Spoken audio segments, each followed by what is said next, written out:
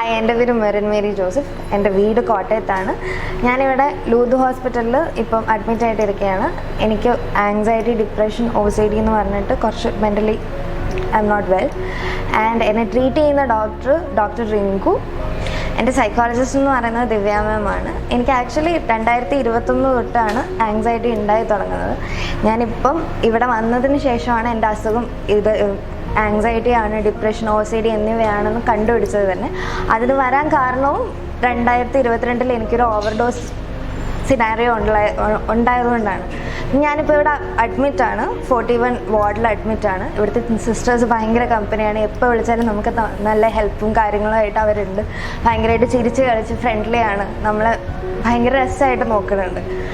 അപ്പം ഇവിടെ വന്നതിന് എനിക്ക് ഭയങ്കര സന്തോഷമുണ്ട്. കാരണം ഒത്തിരി വർഷം എന്ന് പറഞ്ഞാൽ ആൾക്കാർക്ക് കേൾക്കുമ്പോൾ ഒത്തിരി വർഷം അല്ലെങ്കിൽ 3 വർഷം സഹിക്കുക എന്ന് പറഞ്ഞാൽ ഇത്തിരി കഷ്ടപ്പാടാണ്. അപ്പം അവിടെ നിന്ന് നമ്മളെ സോഷ്യൽ ആങ്സൈറ്റി മാറി എത്ര പേരുടെ അടുത്ത് വേണമെങ്കിലും നമുക്കിപ്പോൾ സംസാരിക്കാം.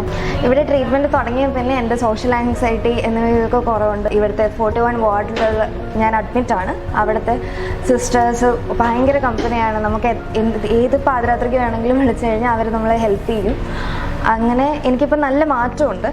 അതുകൊണ്ട് റിങ്കു മാമിനും ലൂത്ത് ഹോസ്പിറ്റലിനും വളരെ നന്ദിയുണ്ട്.